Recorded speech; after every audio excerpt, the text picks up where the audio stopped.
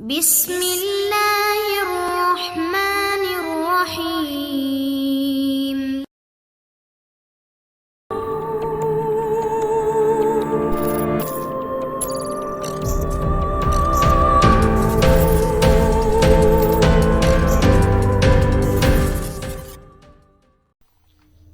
السلام علیکم دوستو، Imran series novel Juliana top action by Mazhar Kaleem M a.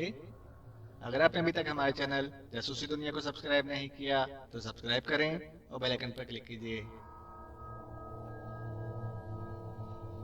Taxi وارٹریٹ ہسپتال کی عظیم الشان بلڈنگ کے سامنے جا کر رک گئی اور صفدر کرایہ ادا کر کے نیچے اترا اور پھر اطمینان سے چلتا ہوا مین گیٹ کی طرف بڑھنے لگا۔ اس کے جسم پر ہلکے نیلے رنگ کا 3 پیس سوٹ تھا اور وہ اس سوٹ میں انتہائی وجیح لگ رہا تھا۔ یہی وجہ تھی کہ ہسپتال میں آنے جانے والی عورتیں تو ایک طرف مرد بھی چونک کر اسے دیکھتے اور پھر ان کی آنکھوں میں رشک کے تاثرات ابھر آتے، جبکہ عورتوں کی آنکھوں میں عجیب سی چمک لہرا جاتی۔ صفدر ان سب کے نظروں سے بے نیازی سے آگے بڑھتا ہوا شاندار استقبالیہ پر پہنچ گیا۔ وہاں 8 عورتیں موجود تھیں اور انکوائری کرنے والوں کا خاصا رش تھا اور 8 عورتیں بے حد مصروف نظر آ رہی تھیں۔ صفدر خاموشی سے ایک کونے میں کھڑا ہو گیا۔ جی آپ فرمائیے، ایک استقبالیہ ویمن نے چونک کر صفدر کی طرف دیکھتے ہوئے کہا۔ پاکیشیا سے ایک خاتون مس جولیان آفٹر واٹر کل یہاں داخل ہوئی ہیں۔ انہیں ڈاکٹر کارگل ساتھ لے کر آئے تھے اور وہ اوکیویا ہسٹیان نامی دماغی مرض میں مبتلا ہیں۔ میں نے ان سے ملنا ہے۔ 1 منٹ، اس عورت نے کہا اور جلدی سے اپنے سامنے پڑے ہوئے رجسٹر کو کھول کر دیکھنے لگی۔ جی وہ تو ہسپتال سے جا چکی ہیں، رات 11 بجے۔ اس عورت نے سر اٹھاتے ہوئے کہا۔ کیا کہہ رہی ہیں آپ؟ یہ کیسے ممکن ہے؟ کل تو وہ آئی ہیں اور وہ تو کہیں جا بھی نہیں سکتی تھی۔ آپ شاید غلط اندراج پڑھ رہی ہیں۔ اوہ نہیں جناب، میں درست کہہ رہی ہوں۔ یہ دیکھیے، یہ ان کی انٹری ہے اور یہ ان کا ہسپتال سے اخراج۔ ان کے والد مسٹر میلکم انہیں لے کر گئے ہیں، عورت نے برا سا منہ بناتے ہوئے کہا اور رجسٹر اٹھا کر صفدر کی طرف کر دیا۔ صفدر نے دیکھا وہاں باقی انٹری کے خانے میں جولین آفٹر واٹر اور اسے لے کر آنے والے ڈاکٹر کارگل کا نام درج تھا، لیکن ہسپتال کے اخراجات کے خانے میں بھی رات 11 بجے کا وقت درج تھا اور ساتھ ہی کسی مسٹر میلکم کا نام بھی لکھا ہوا تھا اور میلکم کو جولیا کا والد ظاہر کیا گیا تھا اور میلکم کے دستخط بھی موجود تھے۔ مگر یہ کیسے ممکن ہے؟ ان کے والد تو حیات ہی نہیں اور وہ پاکیشیا سے آئی ہیں، وہ کیسے واپس جا سکتی ہیں؟ صفدر کے لہجے میں عجیب سی بے چینی تھی۔ یہ ایسی بات تھی کہ اسے باوجود رجسٹر پڑھنے کے اپنی آنکھوں پر یقین نہ آ رہا تھا۔ آپ پلیز ذہنی شعبے کے انچارج ڈاکٹر آرنلڈ سے مل لیں، وہ آپ کو مزید تفصیل بتا سکیں گے۔ 3ری منزل، عورت نے منہ بناتے ہوئے کہا اور ایک اور آدمی کی طرف متوجہ ہو گئی۔ صفدر کو یوں محسوس ہو رہا تھا جیسے اس کے ذہن میں بیک وقت کئی آتش فشاں پھٹ پڑے ہوں۔ وہ عمران کی کال ملنے کے بعد رات 10 بجے تک جولیا کے ساتھ یہاں رہا تھا، لیکن اب اسے بتایا جا رہا تھا کہ رات 11 بجے اسے اسپتال سے فارغ کر دیا گیا ہے۔ وہ اس طرح لفٹ کی طرف بڑھنے لگا جیسے مکان کی انداز میں چل رہا ہو، اور پھر اسے قطعاً محسوس نہ ہوا کہ وہ کس طرح لفٹ میں سوار ہوا اور کس طرح 3ری منزل پر پہنچ گیا۔ اس کی آنکھیں کھلی ہوئی تھیں لیکن اس کا ذہن واقعی معاف ہو چکا تھا۔ جی فرمائیے، ایک بھاری سی آواز اس کے کانوں سے ٹکرائی اور جیسے اس کا سوتا ہوا ذہن یکلخت جاگ اٹھ پڑا اور اسے پہلی بار احساس ہوا کہ وہ ایک دفتر کے دروازے پر کھڑا ہوا ہے اور باہر موجود دربان اسے حیرت سے دیکھ رہا ہے۔ ڈاکٹر آرنلڈ اندر ہیں؟ میں نے ان سے بات کرنی ہے، صفدر نے اپنے آپ کو سنبھالتے ہوئے کہا۔ کس سلسلے میں جناب؟ ایک مریضہ کے سلسلے میں۔ صفدر کا لہجہ اس بار خاصا سخت تھا۔ 1 منٹ، دربان نے کہا اور تیزی سے دروازہ کھول کر اندر داخل ہو گیا۔ صفدر ہونٹ چباتا وہیں کھڑا رہا۔ اب اسے احساس ہو رہا تھا کہ جولیا کے ساتھ کوئی لمبا کھیل کھیلا گیا ہے، لیکن اس کا پس منظر کیا تھا، یہ بات اس کی سمجھ سے بالاتر تھی۔ جی تشریف لے جائیے۔ دربان کی آواز سن کر وہ چونکا اور پھر سر کو جھٹکتا ہوا دروازہ کھول کر اندر چلا گیا۔ یہ ایک عام سا دفتر تھا جس میں ایک میز کے پیچھے ایک درمیانے قد لیکن خاصی عمر کا آدمی بیٹھا ہوا تھا۔ اس نے سفید کوٹ پہنا ہوا تھا۔ میرا نام یاور ہے اور میرا تعلق پاکیشیا سے ہے، صفدر نے آگے بڑھتے ہوئے کہا۔ اوہ پاکیشیا سے؟ اچھا ٹھیک ہے، تشریف رکھیے۔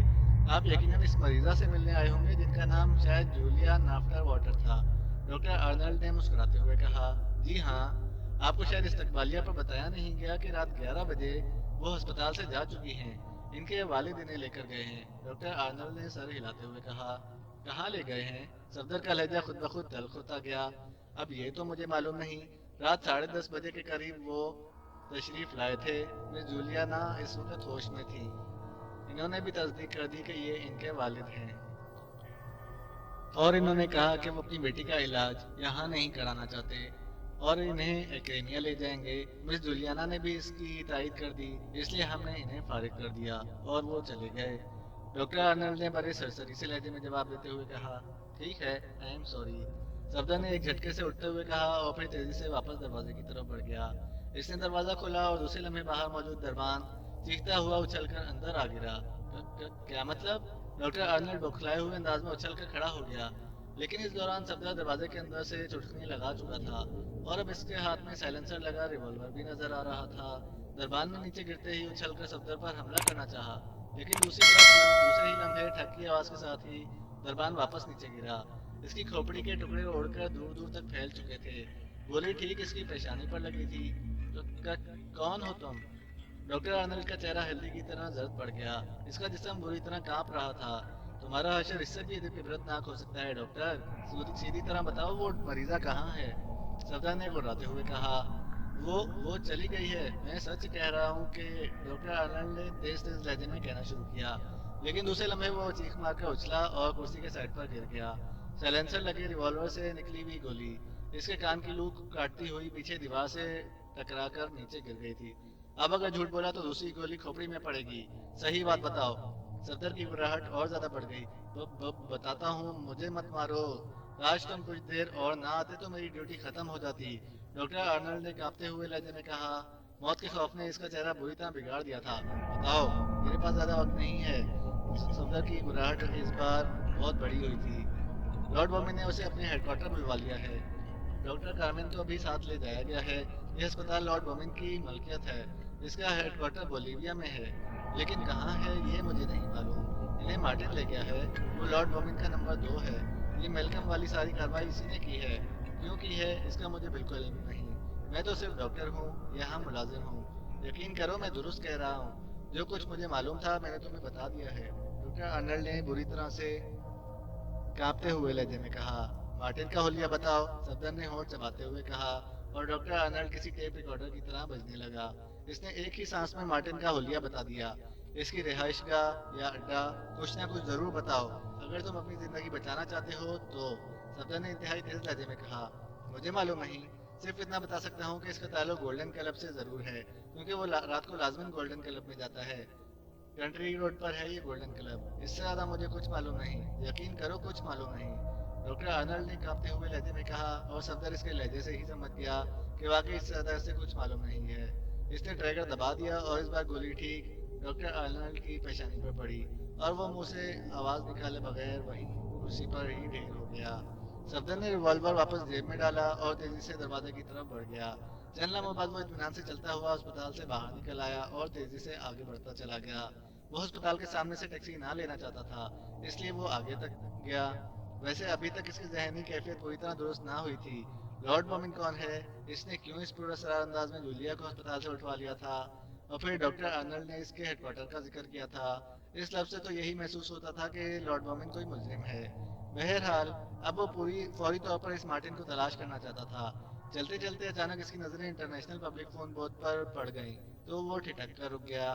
یہاں ویسٹرن کارمن میں ان لینڈ فون بوتھ کے علاوہ انٹرنیشنل پبلک فون بوتھ میں بھی اکثر سڑکوں پر موجود تھے، جہاں سے دنیا کے کسی بھی حصے میں کال کی جا سکتی تھی، لیکن یہ فون بوتھ ایک چھوٹی سی عمارت میں ہوتے تھے، جہاں باقاعدہ ایک آدمی مقرر تھا جو کال کی فیس ایڈوانس لے کر کال کراتا تھا۔ انٹرنیشنل فون بوتھ پر نظر پڑتے ہی صفدر کو خیال آ گیا کہ جولیا کے اس اغوا کی خبر وہ ایکسٹو تک پہنچا دے، اس کے بعد آگے کارروائی شروع کرے، کیونکہ عمران نے جس طرح ٹرانسمیٹر کال کر کے اسے جولیا کی طرف سے محتاط رہنے کے لیے کہا تھا، اس سے تو یہی ظاہر ہوتا تھا کہ عمران کو اس طرح کے کسی واقعے کی بھنک پہلے ہی پڑ چکی تھی، اور ظاہر ہے ایکسٹو کو یقیناً اس بارے میں علم ہوگا۔ اس کے پاس واچ ٹرانسمیٹر تو تھا، لیکن واچ ٹرانسمیٹر سے تو اتنی دور کال نہ کی جا سکتی تھی، البتہ لانگ رینج ٹرانسمیٹر سے ضرور واچ ٹرانسمیٹر پر کال کی جا سکتی تھی، اس لیے عمران نے تو اسے یہاں کال کر لیا تھا، لیکن اب صفدر ایسا نہ کر سکتا تھا۔ وہ تیز تیز قدم اٹھاتا انٹرنیشنل فون بوتھ کی طرف بڑھ گیا۔ وہاں ایک چھوٹی سی عمارت میں اس وقت صرف ایک ہی آدمی موجود تھا۔ جی آپ نے کہاں کال کرنی ہے؟ وہاں پر موجود فون اٹینڈنٹ نے صفدر سے پوچھا۔ پاکیشیا، صفدر نے جواب دیا اور اٹینڈنٹ نے سر ہلاتے ہوئے ایک رسید بک پر اندراج کرتے ہوئے رسید پھاڑ کر صفدر کی طرف بڑھا دی اور صفدر نے اس پر لکھی ہوئی رقم اسے ادا کر دی۔ 3 نمبر بوتھ میں چلے جائیے، فون اٹینڈنٹ نے ایک طرف موجود 4-5 بوتھ میں سے تیسرے بوتھ کی طرف اشارہ کرتے ہوئے کہا اور صفدر اس طرف بڑھ گیا۔ یہاں کال کی سیکریسی کے لیے عجیب نظام رکھا گیا تھا۔ ملک کا کوڈ نمبر تو فون اٹینڈنٹ ملاتا تھا اور یہ کوڈ نمبر ملتے ہی بوتھ میں موجود فون پر سرخ رنگ کا بلب جل اٹھتا اور اس کے بعد ذاتی نمبر کال کرنے والے کو ملانا پڑتا تھا۔ جب رابطہ قائم ہو جاتا تو یہ بلب بجھ جاتا تھا اور فون اٹینڈنٹ کے پاس موجود فون سے فون بوتھ کا رابطہ خود بخود ختم ہو جاتا تھا۔ صفدر نے فون بوتھ میں داخل ہوتے ہی ریسیور اٹھا لیا۔ چند لمحوں بعد سرخ رنگ کا چھوٹا سا بلب جل اٹھا اور صفدر نے تیزی سے ایکٹو کے مخصوص نمبر ڈائل کرنے شروع کر دیے۔ ایکسٹو، چند لمحوں بعد ہی ریسیور سے ایکسٹو کی مخصوص آواز ابھری۔ ویسٹرن کارمن سے صفدر بول رہا ہوں جناب۔ یس، ایکسٹو نے اسی طرح سرد لہجے میں پوچھا۔ جناب، میں مقامی وقت کے مطابق رات 10 بجے تک جولیا کے پاس ہسپتال میں رہا، اس کے بعد میں واپس اپنے ہوٹل چلا گیا۔